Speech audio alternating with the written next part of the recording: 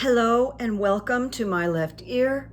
I am Carrie Friedman, the writer, producer, director of My Left Ear. This is a left-leaning political YouTube channel where I do psychic commentary and the runes. So today is Tuesday, October 10th, 2023. And because of the events in the Middle East, I didn't do a weekly runes reading yesterday, although I pulled them late Saturday night for this week. I'm going to share them with you this morning, and then I'm going to go on to some of the current events. I didn't do my usual runes. There's Petey. He's here to join us. I wish he'd face us. Maybe he'll turn around. The events of this week in the Middle East are so profound, so grave, that I don't want to overstep my position here, because I am not in any way an expert on foreign affairs or what's going on in the Middle East. So I'm working my way around it by sharing some valuable comments from other people.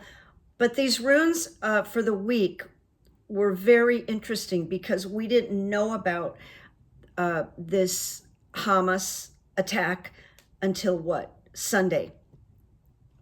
All right, so My Left Ear, I have a Patreon channel.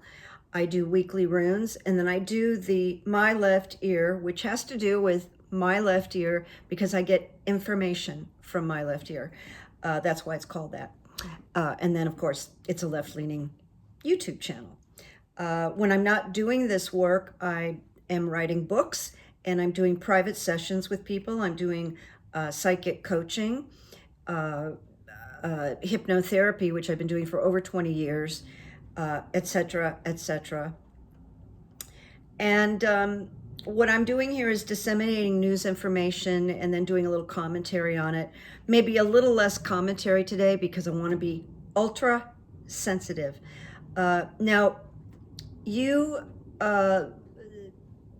probably saw my note in the community section that last week, out of the blue, I kept getting thoughts and images of gunfire and violence.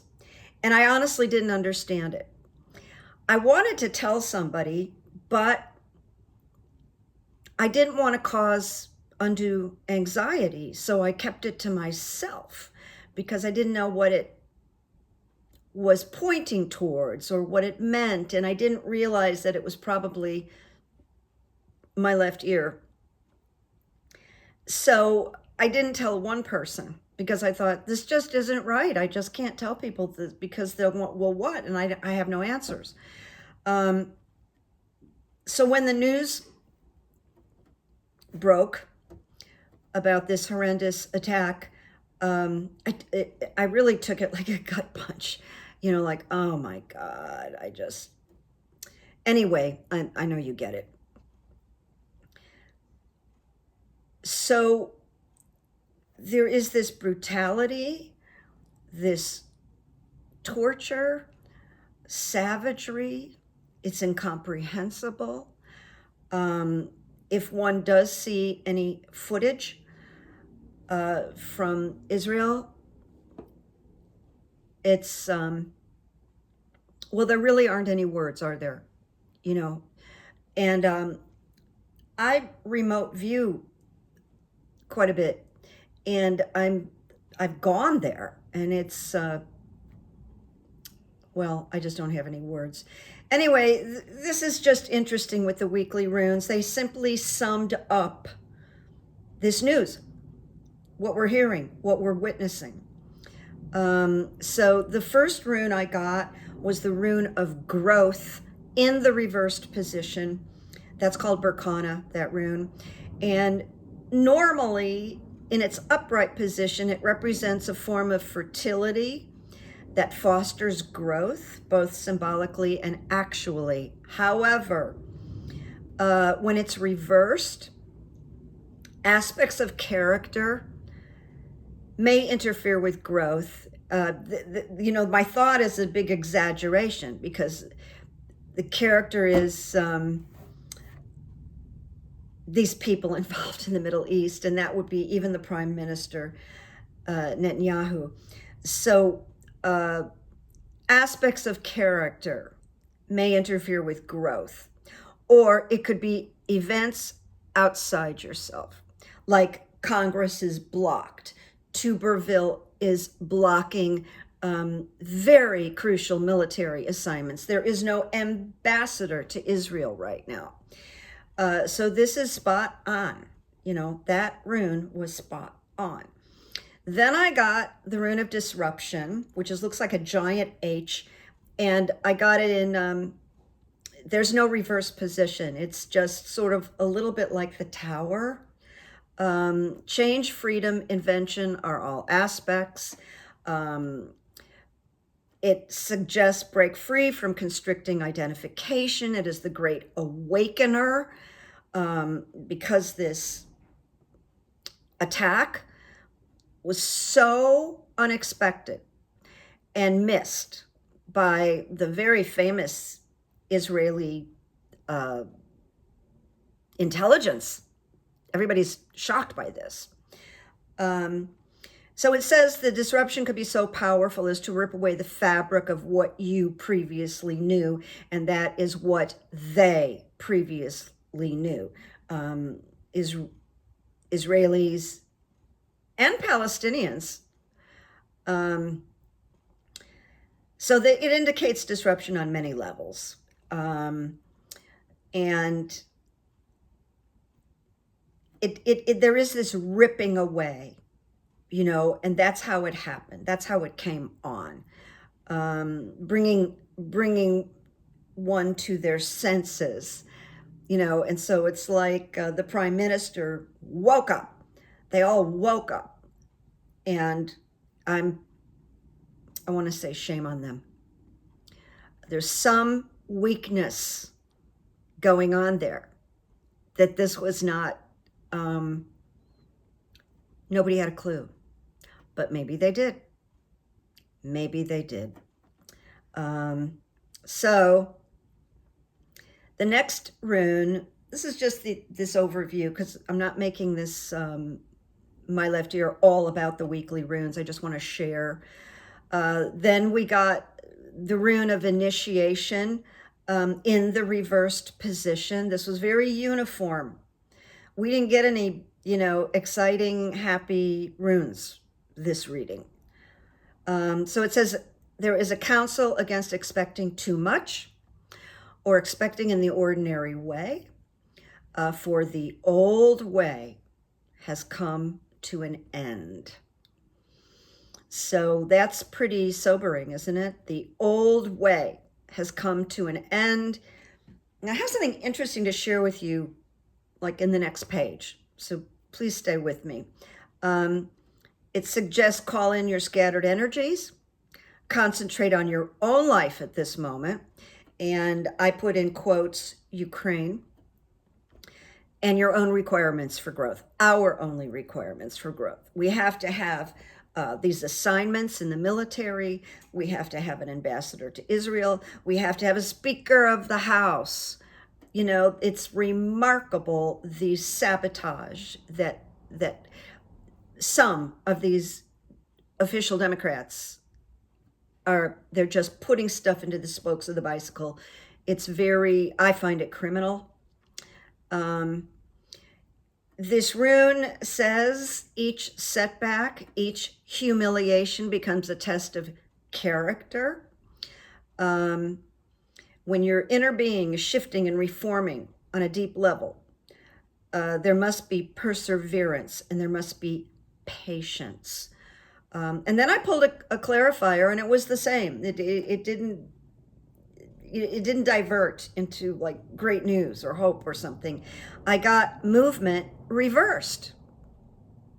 And it is reversed right now. Movement in the United States, in the Congress, in the military. It's extraordinary. So this is about movement that appears to be blocked. And this is this week. So I just kind of want you to keep that in mind. Pause. Be certain that what you are doing is timely. You have to recognize that all possibilities are not open to you or open to us. And what comes to mind when I say that to you is, how far will the U.S. go to support Israel? We don't even have a new package for Ukraine at this point. So it does say the opportunity and the message here is to possibly avoid action, consider what is timely. So now I'm going to get to some of the experts. David Rothkopf, and I'm going to say some names, and I'm going to give you just a teeny little description of who they are in case you don't know, or else I'm just saying people's names. I like this man a lot. He's so smart. He's so grounded. He's so real. Is an American foreign policy, national security, and political affairs analyst and commentator. He's the author of 10 books. And then he wrote, "This is hard to acknowledge," he says, "but important to know.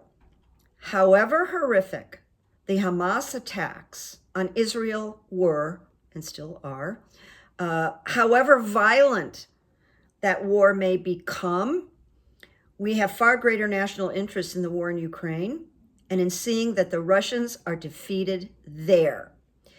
And honestly, I'm telling you something, I'm so glad he said this. Fortunately, continuing, fortunately, we don't have to choose between supporting our allies and what is right in both conflicts. But it is crucial that we not let this week's news, how close it may hit to home for many of us, or our muscle memories, distract us from what must be our priorities at the moment.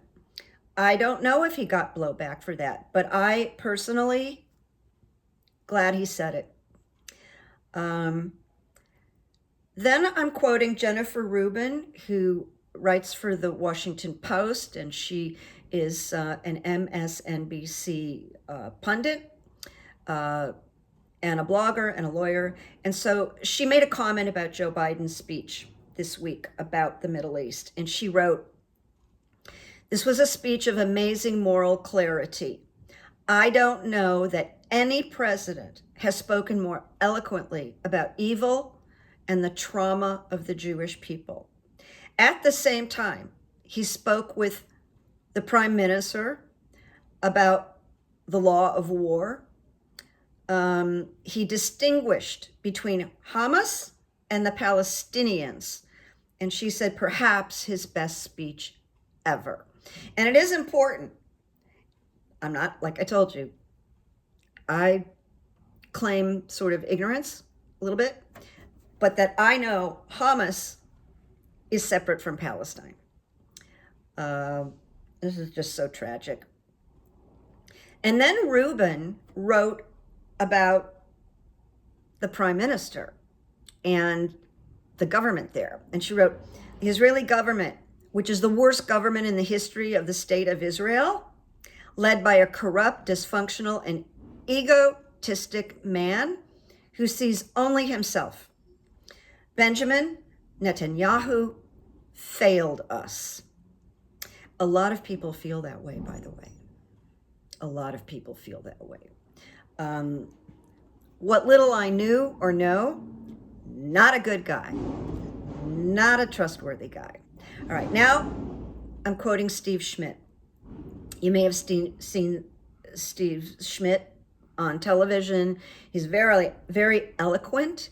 I don't know if he still identifies as a Republican, to be honest with you. He's very much for democracy. He's very much for Joe Biden at this point. He's an American political and corporate strategist. He has worked on Republican political campaigns, including President George W. Bush, Arnold Schwarzenegger, and John McCain during the 2008 presidential campaign. He got some really bad blowback because of Sarah Palin. And then Schmidt reemerged. So it says Schmidt has been extremely critical of former President Donald Trump, very critical, and of the GOP for supporting Trump. In June 2018, Schmidt renounced the Republican Party as fully the party of Trump. He said that in 2018. In September 2020, Schmidt predicted that violence would erupt as a result of Trump's elections. He was ahead of the game. So in early December 2020, he said, the Republican Party is an organized conspiracy for the purposes of maintaining power, for self-interest and the self-interest of its donor class, those billionaires. It's no longer dedicated to American democracy. He said that 3 years ago. All right, so now he's talking about the Middle East. And he says, the Prime Minister, who has prided himself on his vast political experience and irreplaceable wisdom in security matters, completely failed to identify the dangers he was consciously leading Israel into when establishing a government of annexation and dispossession. These words from an editorial should serve as a warning to America about the cost of broken politics. Then I quoted Thomas Friedman, who's an American political commentator, author. He's with the New York Times. He's won 3 Pulitzer prizes for his columns in the New York Times, and he's written extensively on foreign affairs, global trade, the Middle East, globalization, etc. So during an appearance on CNN, Friedman argued that Netanyahu's polarizing moves to undermine the independence of Israel's judiciary have distracted the government from focusing on preparedness for an attack like the one Hamas militants executed this weekend. Now I'm coming to the end of these experts. Dennis Riggelman, who is an American businessman and former politician from Virginia. He served 1 term as the U.S. representative for Virginia's 5th Congressional District in 2018. Very smart man.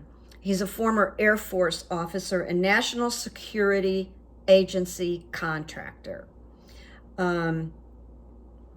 As a Republican, he ran for his party's nomination in 2017, and then he withdrew.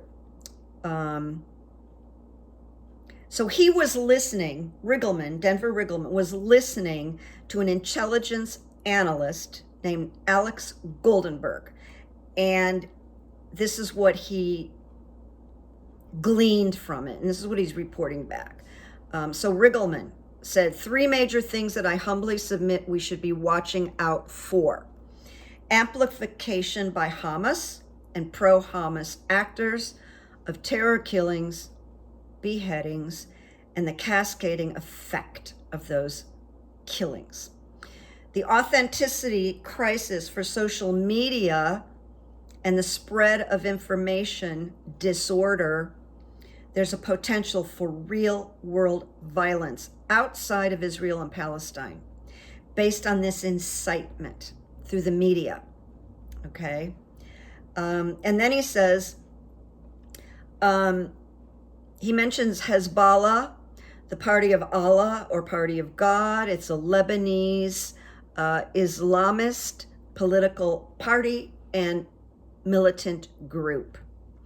And he's saying we have to watch their intentions, which we're doing right now, and those actions. This is going to get worse before it gets worse. He actually wrote that.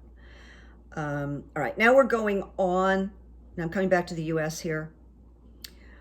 I think you can understand why I would be cautious to throw runes right now on this. It just feels too grave.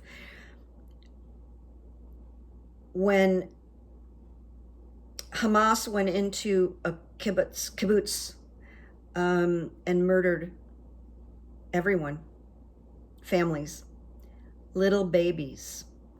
They beheaded babies.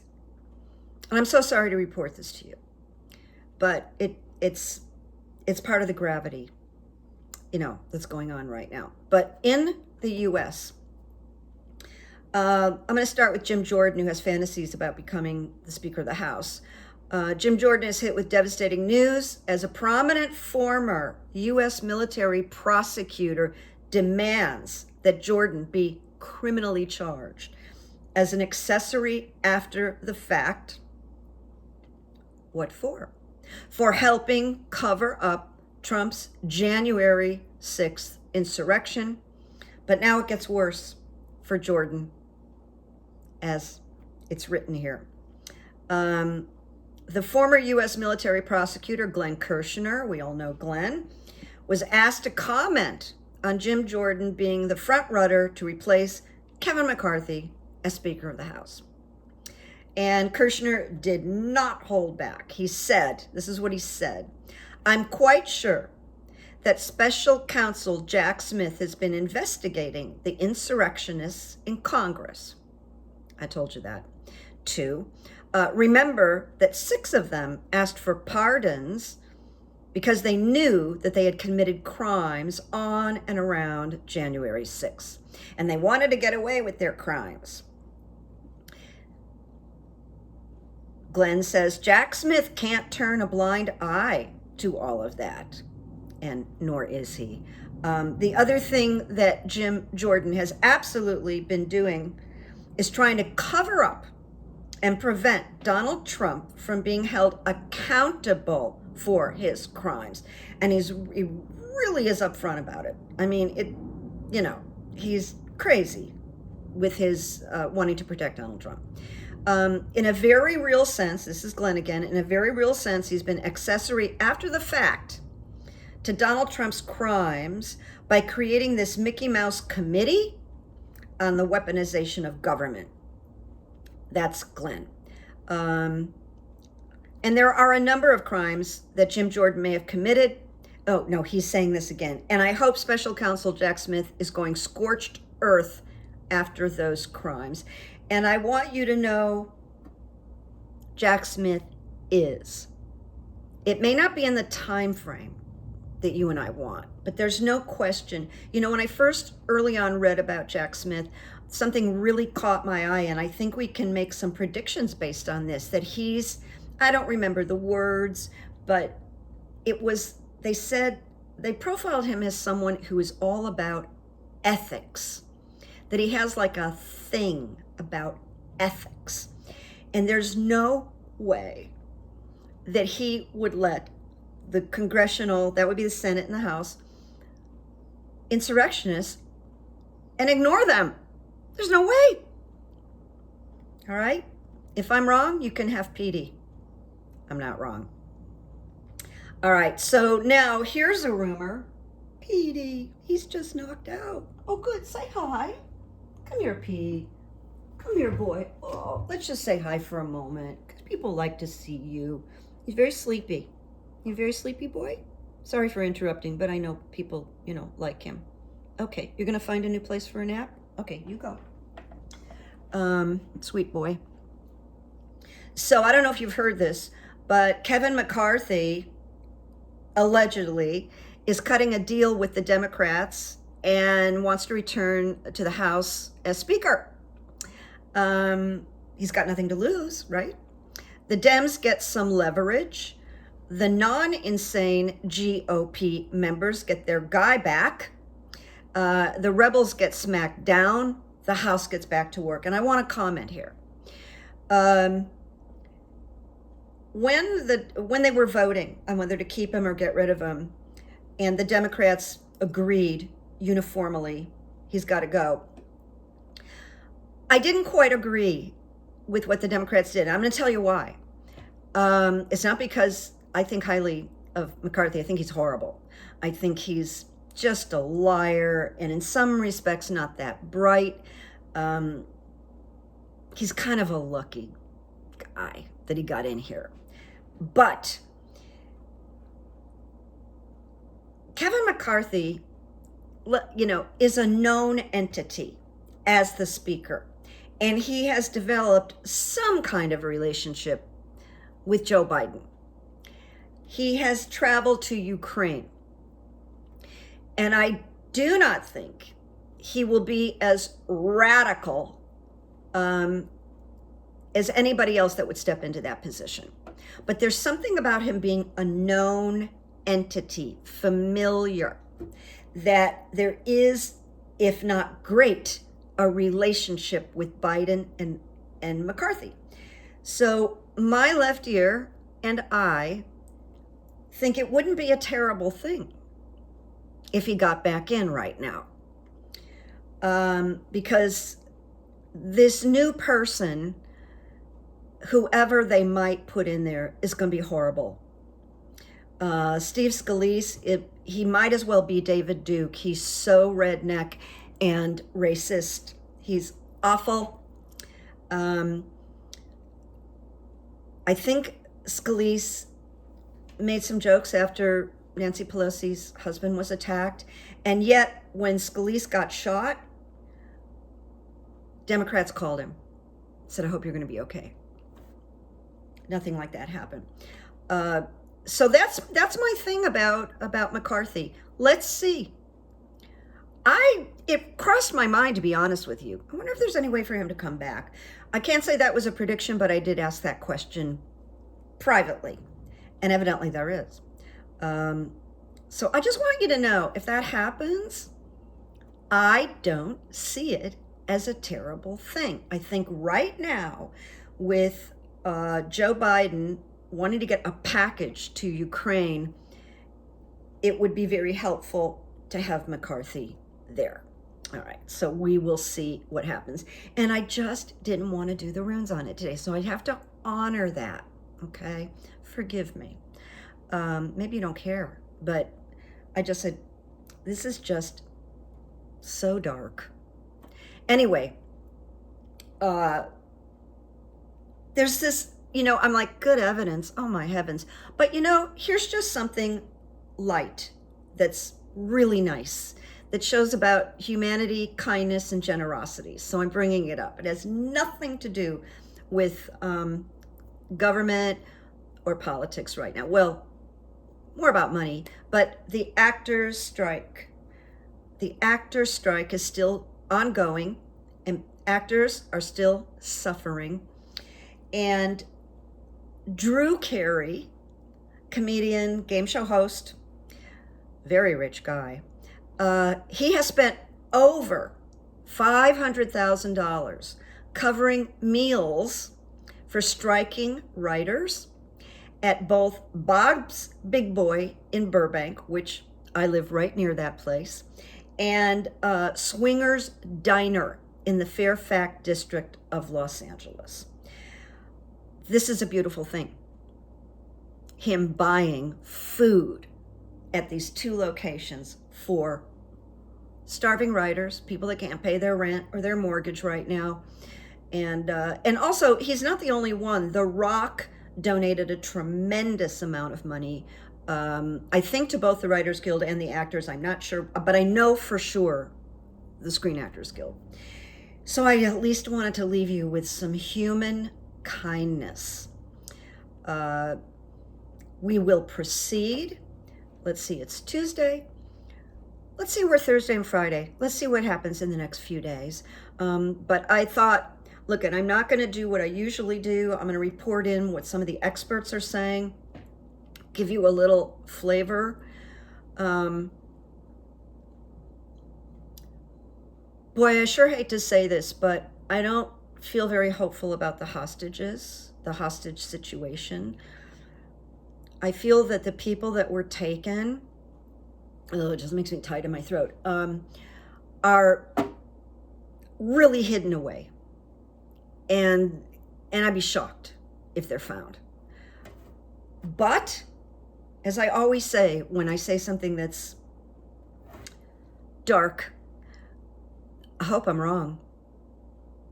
There's times where I really want to be wrong. But the hostage situation is going to go on for a while. So there's no way of knowing about it in the next few days. We can just maybe, all of us, just take 2 minutes of silence and send these people some love and prayers. If you pray, just do a little meditation for them. It's extraordinary. I don't have to tell you that. Anyway, I'm going to go now. I will be back. What can I say? In your own private lives, be present, make peace, hand out some good evidence, and be kind.